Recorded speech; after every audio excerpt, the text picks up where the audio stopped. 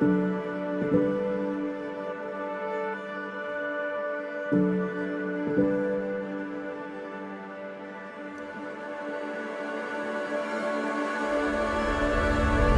à tous et bienvenue dans Parole d'Agri, émission où nous partons à la rencontre d'agriculteurs de l'Eure et de la Seine-Maritime afin d'y découvrir leurs ambitions, leurs contraintes, mais également leurs futurs projets.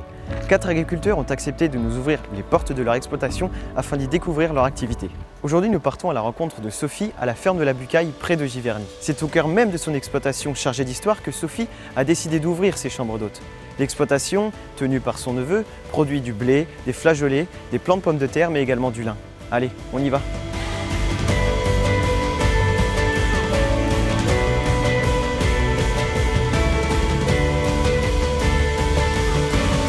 Bonjour Sophie.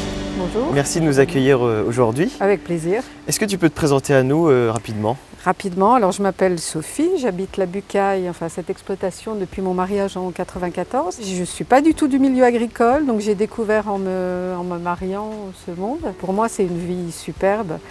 J'étais parisienne avant, donc la vie à la campagne. Je ne retournerai pas à Paris pour tout l'or du monde en tout cas. J'y suis très bien. Est-ce que tu peux nous parler des lieux justement de la Bucaille qui, je crois, est assez riche en termes d'histoire? Oui, tout à fait. Alors la ferme appartenait à l'abbaye de Jumièges, donc qui est une des abbayes du bord de Seine. Elle a un passé historique assez important parce que les moines ont laissé leurs traces. Il y avait une petite chapelle un peu plus loin dont il reste une arche. Et puis il y a surtout derrière une motte féodale, donc il y avait une tour en bois au sommet d'un monticule, donc la motte, entourée de douves sèches. Et voilà, cette motte est toujours en place, elle n'a pas bougé, la tour en bois a disparu, mais le site est assez remarquable et super protégé parce qu'il est resté dans l'enceinte de la ferme, donc il n'y a pas eu de destruction. Donc il faut imaginer cette ferme avec 70 employés encore jusque dans les années 50, parce qu'il y avait une distillerie. Donc il y avait beaucoup de monde sur place, tous les petits métiers existaient, on vivait en autarcie. Il y a un pigeonnier qui est là, donc on se nourrissait des pigeons par exemple. Voilà, la ferme vivait vraiment en vase clos.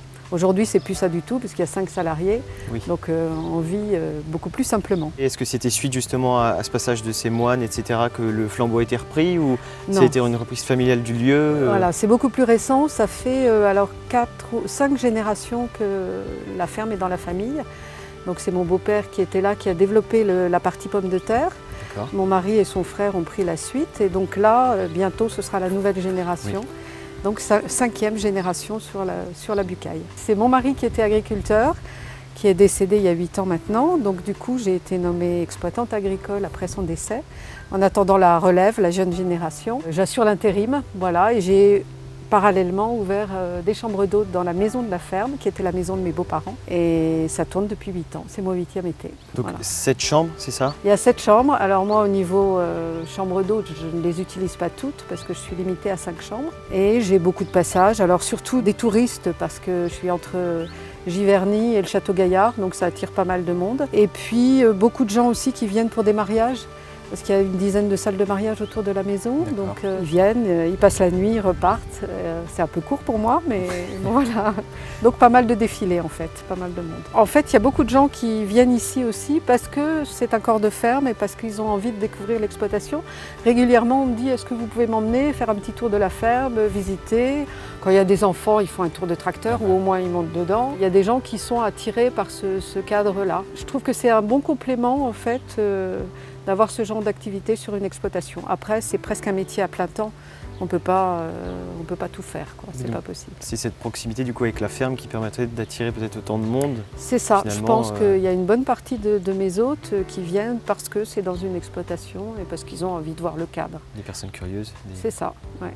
Curieuses du monde agricole, certainement. Bonjour Thomas, bonjour, merci de nous accueillir à l'ERL de la Bucaille. Premièrement, est-ce que tu pourrais te présenter à nous ? Eh bien, je m'appelle Thomas, j'ai 23 ans. Je travaille sur l'exploitation familiale, ici à Guisonnier, dans le Vexin normand. Quand est-ce que tu t'es installé justement sur l'ERL de la Bucaille ? Alors techniquement, je ne me suis pas installé encore. L'exploitation appartient à mon père et à ma tante. Et ça fait 1 an que je travaille au quotidien sur la ferme. Et est-ce que tu peux nous en dire un petit peu plus sur l'ERL ? Alors nous ici, on est une exploitation polyculture assez diversifiée. On fait des céréales, donc blé, orge, colza, un petit peu de maïs cette année. On produit des betteraves sucrières, du lin fibre. Et après, la spécificité de la ferme, c'est qu'on est spécialisé dans le plant de pommes de terre. Donc c'est des plants que vous revendez après pour...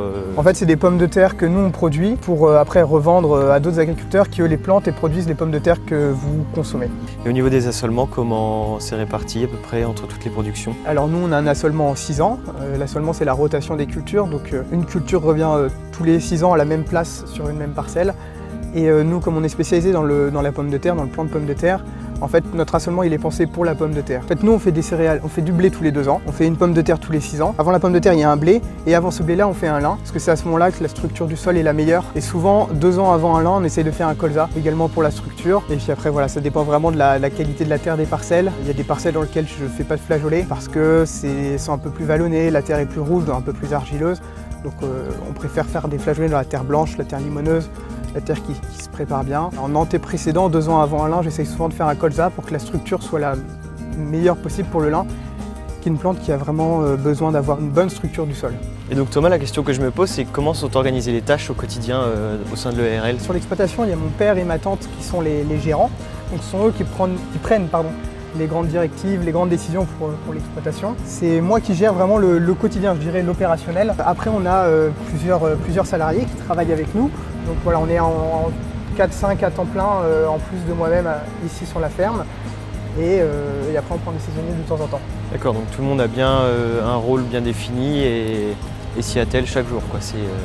Alors je pense que c'est important de donner des responsabilités et que chacun ait son matériel, puisse l'entretenir et puisse être formé à une tâche et autonome. Je pense que il faut savoir déléguer tout ce qu'on peut déléguer et en fait ça marche plutôt bien. Je suis très content du travail de chacun aujourd'hui. Notre but c'est d'avoir le plus de pommes de terre possible à l'hectare. On cherche un tonnage mais on cherche surtout un nombre de pommes de terre hectare. En plan on parle beaucoup en nombre de pommes de terre hectare. Moi c'est vraiment ce que je recherche. On plante à une forte densité, alors après ça dépend du calibre, ça dépend des variétés, ça dépend si on irrigue ou pas, ça dépend de l'année. Mais notre but c'est de planter une pomme de terre et puis d'en récolter plusieurs et surtout de faire un plan de qualité. Donc là vous êtes dans une de nos parcelles de plants, variété Agata. Donc là ça fait à peu près un peu plus de 2 semaines, presque 3 semaines qu'on a défané les pommes de terre. Et donc on est prêt à arracher, ça on le voit parce que on est quasiment prêt à arracher, ça on le voit parce que quand on tire sur les fans comme ça, les pommes de terre elles viennent pas, elles ne suivent pas, elles se sont bien détachées. Et là vous pouvez voir, ça c'est la pomme de terre mère, c'est la pomme de terre qu'on a plantée. Elle est complètement flétrie, donc elle ne posera pas de problème à l'arrachage. Cette année on a eu une année très humide, donc les pommes de terre sont assez grosses. Mais globalement on s'en tire assez bien, je suis plutôt content de notre défanage.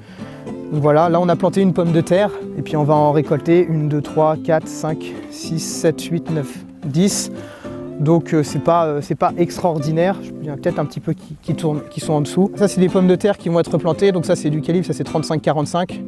Ça par contre c'est du plus de 55, c'est de la pomme de terre qui partira en consommation. La terre elle est à peu près bonne, quoiqu'elle a formé une croûte sur le dessus avec les derniers jours très secs que nous avons eus.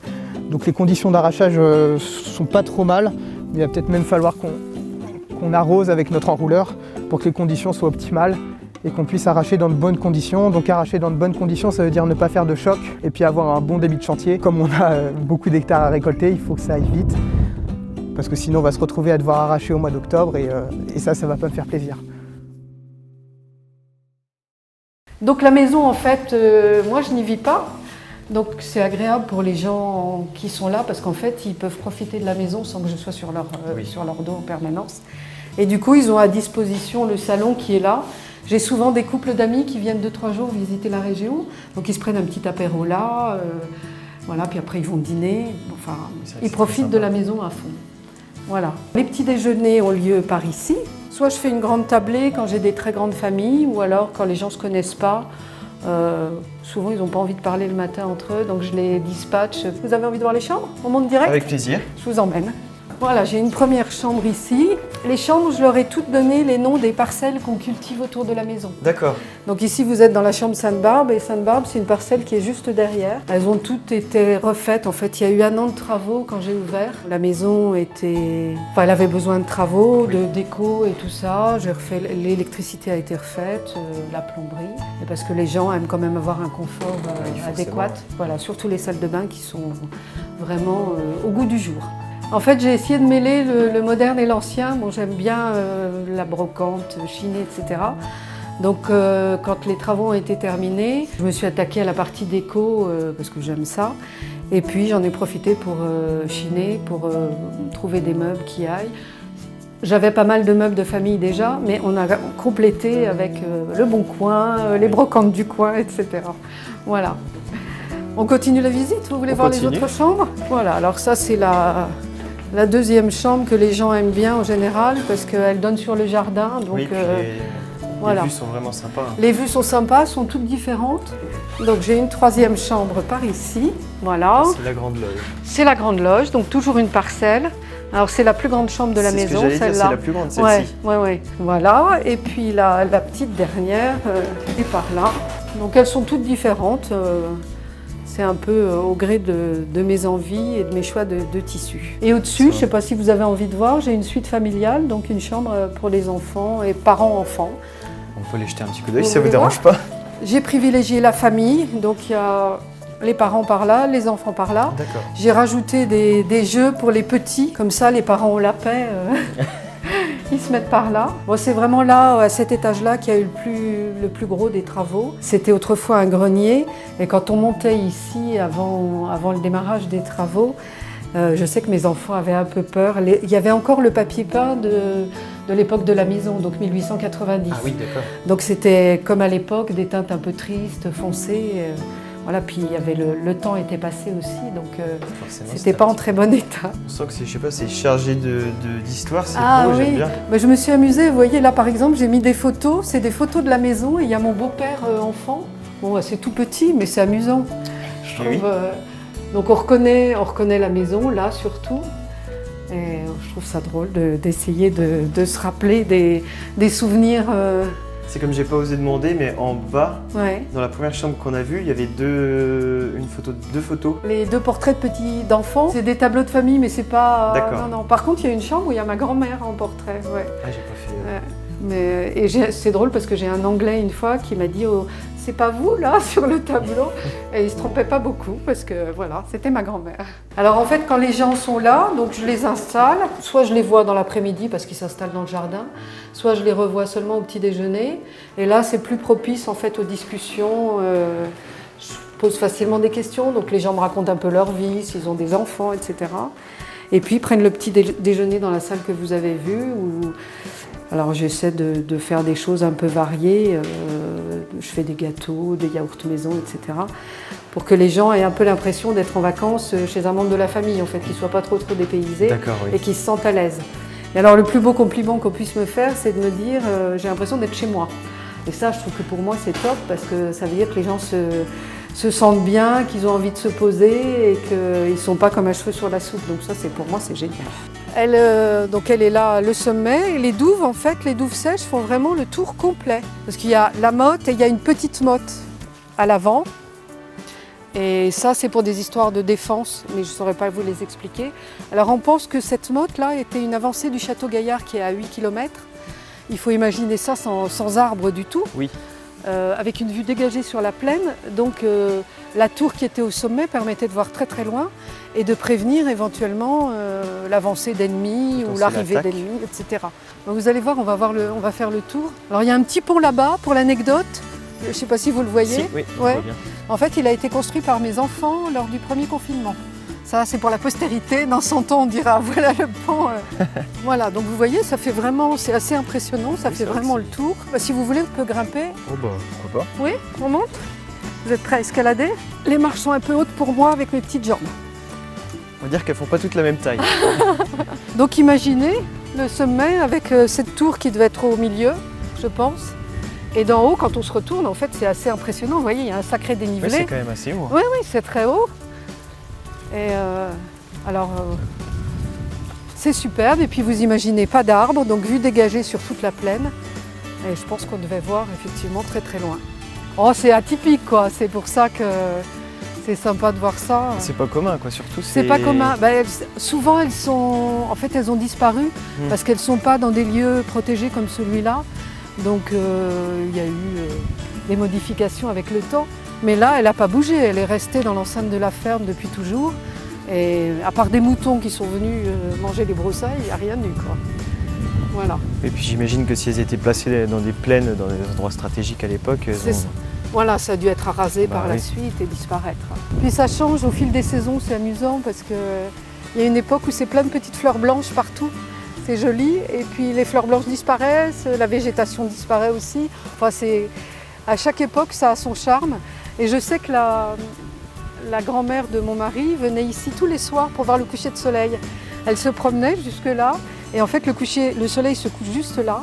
Donc elle s'installait, elle avait un petit siège qu'elle dépliait, et elle s'installait pour voir le coucher de soleil. Sophie, merci beaucoup pour votre accueil. Au travers de cette journée, on a pu constater que le RL de la Bucaille était issu d'un contexte historique très fort, mais aussi d'un contexte familial très fort.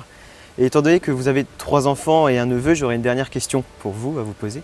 Comment est-ce que vous voyez le futur de nos agriculteurs? Je ne vois pas forcément les choses de façon très, très optimiste. Je pense que la vie d'un agriculteur aujourd'hui est quand même assez compliquée. Il est extrêmement tributaire du temps, mais ça a toujours été le cas. Mais en plus, il fait face à un métier de plus en plus administratif et de plus en plus encadré, que ce soit au niveau phyto ou autre. Donc l'avenir pour les agriculteurs n'est pas forcément très facile. Bon, moi j'ai au moins un fils qui viendra s'installer, donc je lui souhaite plein de belles choses, plein de réussites.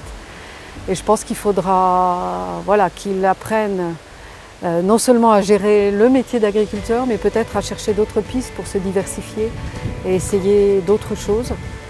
Quoi, je ne sais pas. Peut-être tirer parti de ce patrimoine historique qui est là. Voilà, j'espère pour mes enfants et mes neveux et nièces que les choses se passeront bien. Écoutez, on leur souhaite aussi. Voilà.